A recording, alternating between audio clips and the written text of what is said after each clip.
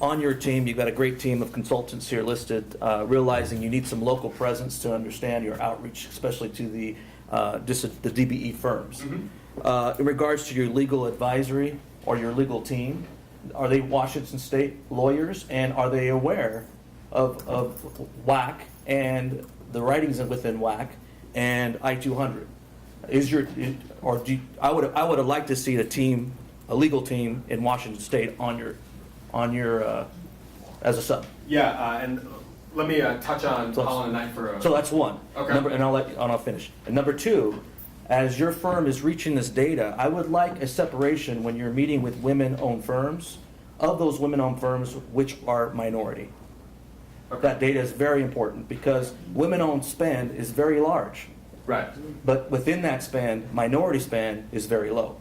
Right. And so we need to separate that. And I know DBE covers a multiple of disadvantaged businesses, but that we're taking an opportunity to collect this data. We're meeting with these firms. I'd like to know of the women-owned firms, minority versus non-minority. And I will let me answer those questions in.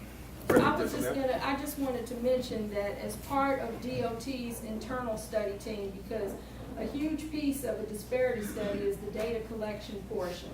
So we have to have a team within DOT to help get the information needed to the consultant to do the study. As part of that team, we actually have someone within the Attorney General's office who works closely within the DBE program, helping us to work with the consultant with regard to the legal issues associated with the conducting of the study.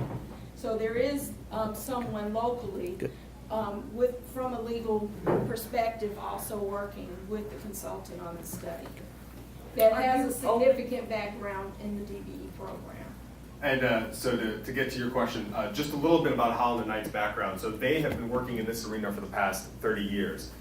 They are very qualified to do this work. They've been working on federal DBE programs and disparity study litigation and partnering with us for the last 12 years on over 30 disparity studies. We typically partner together to complete these studies only because we've been working so closely together for so many years. And as Brenda mentioned, we do have the Attorney General's office supporting us as well. But I can assure you that they're very knowledgeable about the legal considerations both locally and federally or nationally involved with the federal DBE program. To get to your question about how women-owned firms will be represented, it's a great point that you make. The way that we measure utilization and availability is that minority women-owned firms are actually counted with their corresponding minority groups. So our measures of utilization of women-owned firms refers to white women-owned firms separately. And if you're a minority women-owned firm, your dollars, the contract dollars that you receive or the contract dollars that you would be available for will be counted along with the corresponding minority group. Thank you. I'm going to do one more question, but for the sake of those that not have questions on this subject, you're all going to be sitting here at the table afterwards for anyone to come over and for other questions and to talk with them. Fred and Irene, and we're going to move it to where we're going to adjourn the meeting and you can meet with them afterwards. Fred, quickly. I'd just like to make an observation that this is part of a lawsuit with DOT. And there's specific issues that they're trying to prove in order to defend their legislation. Is that correct? Well, in order for us to continue The purpose of the lawsuit is challenging DOT's minority DBE program, right? in order for us to, we need a disparity study. in order I to understand. continue. So you need to get evidence in order to defend this particular lawsuit. No. And We we're need to raising have issues evidence about- to have the ability to set race-conscious goals. Goals. Right, that's over. So the lawsuit doesn't apply to this. But Okay, so it happened. That's what I need to understand. Yeah. So what's the purpose of gathering this data then? We, as part of a disparity study, you're required to have anecdotal evidence to support the fact that there has been discrimination. So it doesn't narrow itself just to Department of Transportation and things dealing with transportation, like you notice Yes. in the whole state? But you notice a lot of the targeted businesses are construction, and I'm relating that to construction and transportation, as opposed to professional services, all kinds of other businesses that we're involved in, and also, and so We're that narrows looking the at window. both, but it is as it relates to transportation. I understand. So that narrows the window, as far as I'm concerned, as the Bishop was saying. Not only is it narrowed in that sense, it's also narrowed in terms of the time frame. Like, as you were talking, I was thinking about a lot of people I should get in contact with about Absolutely. discrimination, but it's not within that 2 or 3 year period.